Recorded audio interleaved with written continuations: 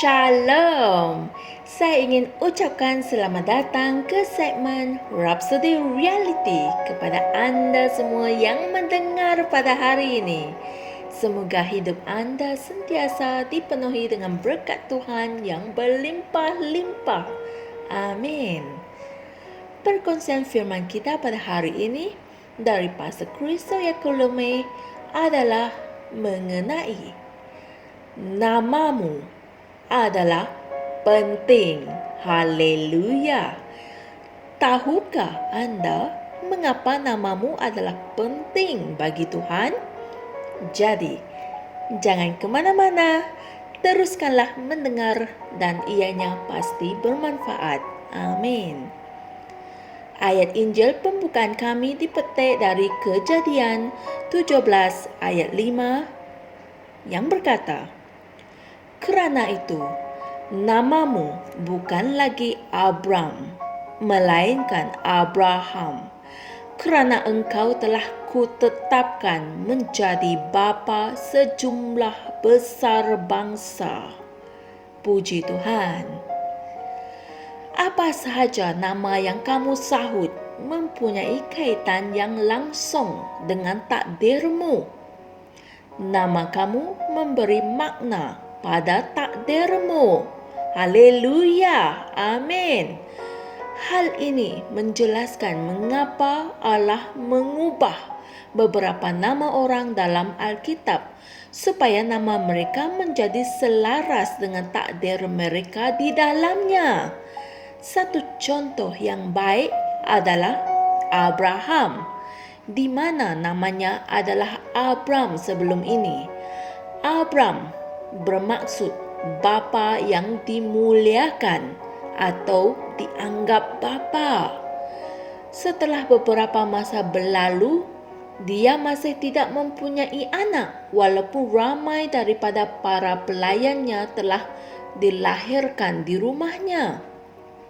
Tetapi suatu hari Allah berbicara kepadanya dan berkata, "Inilah perjanjianku dengan engkau. Engkau akan menjadi bapa sejumlah besar bangsa.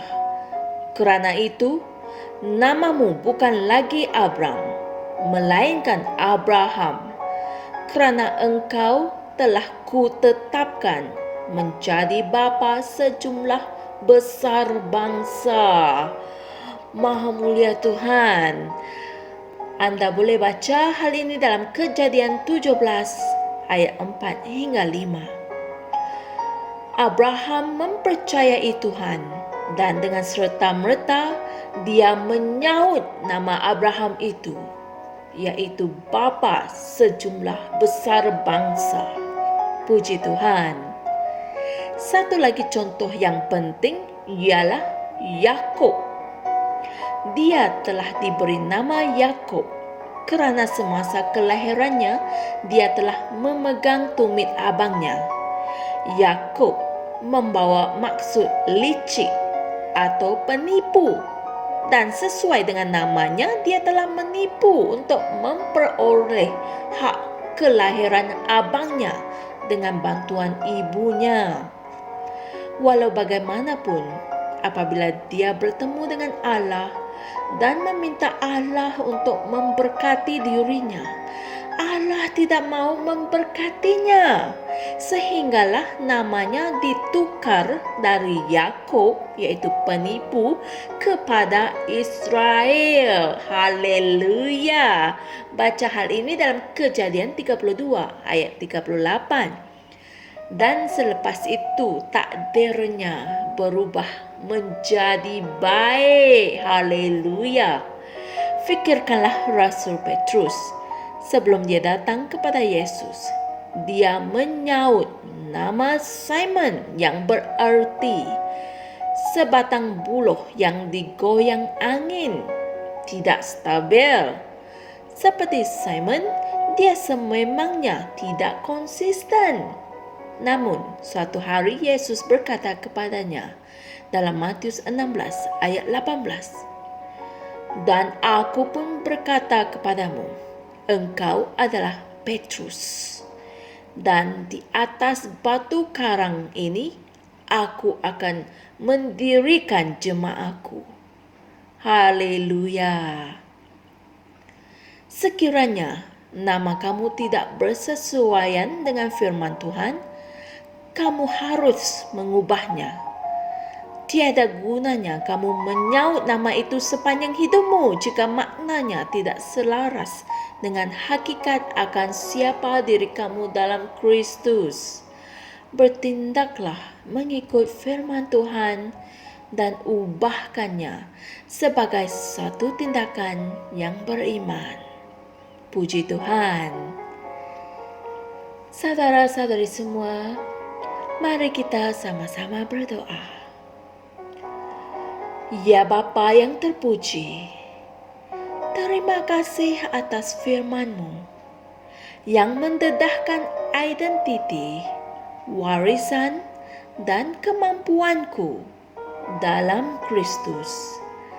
Kehendak-Mu untuk hidupku dinyatakan kepada rohku, dan aku hidup setiap hari untuk memenuhi kehendak dan tujuan-Mu bagi hidupku dengan mengambil jalan yang Engkau telah tetapkan untuk aku. Dalam nama Yesus. Amin. Jangan lupa pelajari Injil-Injil berikut sebagai nota tambahan, yaitu Kejadian 32 ayat 24 hingga 28 dan Matius 16 ayat 16 hingga 18. Haleluya, puji Tuhan. Sebab itulah namamu memainkan peranan yang sangat penting dalam takdirmu. Jangan sesuka hati menamakan anak-anakmu sempena ikon atau selebriti terkenal, atau memanggil dirimu dengan pelbagai nama sesuka hati, kerana ia akan menentukan takdir hidupmu. Kaji, selidik, dan ketahuilah erti namamu. Jika maksud namamu tidak sesuai dengan firman Tuhan, kamu harus mengubahnya. Inilah cara untuk memastikan kamu dapat menikmati kepenuhan berkat yang Tuhan telah sediakan untuk kamu. Haleluya. Renungkanlah. Jumpa lagi esok, dan jangan lupa kongsikan firman ini dengan teman-teman, ahli keluarga, dan semua kenalan Anda semua. Tuhan berkati. Kami percaya saudara-saudari semua telah diberkati dengan perkongsian firman dari Rhapsody Reality.